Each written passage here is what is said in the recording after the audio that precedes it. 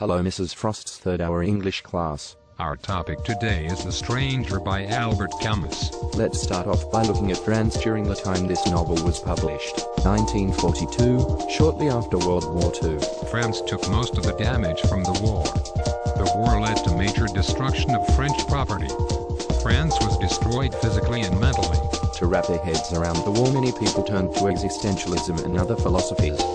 Albert Camus had his own philosophy, which was presented in The Stranger, which is absurdism. As Albert Camus explains, what is the absurd? It is, as may quite easily be seen, that I, a rational being, must act in a case where my reason, my powers of reflection, tell me, you can just as well do the one thing as the other, that is to say where my reason and reflection say, you cannot act and yet here is where I have to act. What does that mean? Absurdism is the conflict between the human tendency to seek value in life and the human inability to find any. Basically it is the absurdity in which the meaning to life cannot be found. Well, where does one go from there? Camus presents three different options or reactions to this confrontation. First is suicide. Pretty simple, can't explain your existence. End it. Camus disagrees with this option as well as the second, which is philosophical suicide, abandoning reason and ignorantly believing in a transcendence for sake of simplicity. The final option is acceptance. Accept the absurdity of life, and find peace through the absurd. Just as Meursault does at the end of the novel. Yes. That also brings up another difficult concept, nihilism. This concept is one of which Camus has said to spend his entire life battling. Meursault is a nihilist as well as an existentialist. Whoa. What is nihilism and existentialism?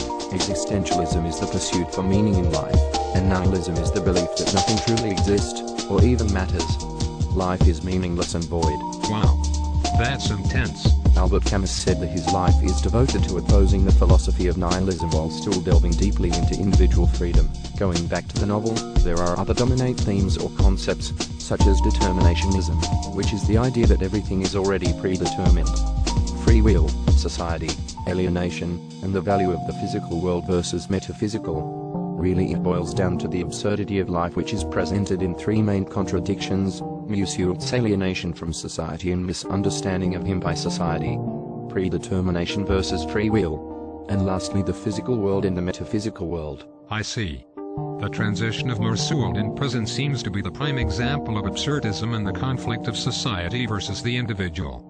At first, being in the prison, Meursault is unaffected and even says, at the time, I often thought that if I had had to live in the trunk of a dead tree, with nothing to do but look up at the sky flowing overhead, little by little I would have gotten used to it. Part 2, Chapter 2, pg. 77. He seems to not care that he's going to die or that he is no longer free. After the trial he accepts his death and the absurdity of society and life. As if that blind rage has washed me clean, rid me of hope. For the first time, I that night alive with signs and stars, I opened myself to the gentle indifference of the world. Finding it so much life myself, so like a brother, really, I felt that I had been happy and that I was happy again. For everything to be consummated, for me to feel less alone, I had only to wish that there be a large crowd of spectators the day of my execution and that they greet me with cries of hate. Part 2, Chapter 5, pg. 122-3. Very good. This is the most prevalent theme in the novel. The idea of Meursault being a stranger or outcast. In fact, the translation of the French word étranger has several meanings, which are foreign, unknown, extraneous, alien, unconnected, outsider, or stranger. All of which fall under traits of Meursault. Also the quote. In a way, they seem to be arguing the case as if it had nothing to do with me. Everything was happening without my participation. My fate was being decided without anyone so much as asking my opinion.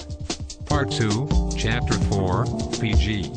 98 falls in line with Meursault being a stranger. It also brings up the idea of free will versus predetermination. Most of the events happen irrationally or without cause. Meursault might feel that there is nothing he can do to stop this, that he has no free will. What about the physical world versus the metaphysical? The physical world is placed with high esteem by Meursault, as he spends most of his time observing everything. His relationship with Marie is based solely on physical intimacy, thus following Mersault's views in the beginning of the novel. Yes, hope you enjoyed this video presentation. Fin.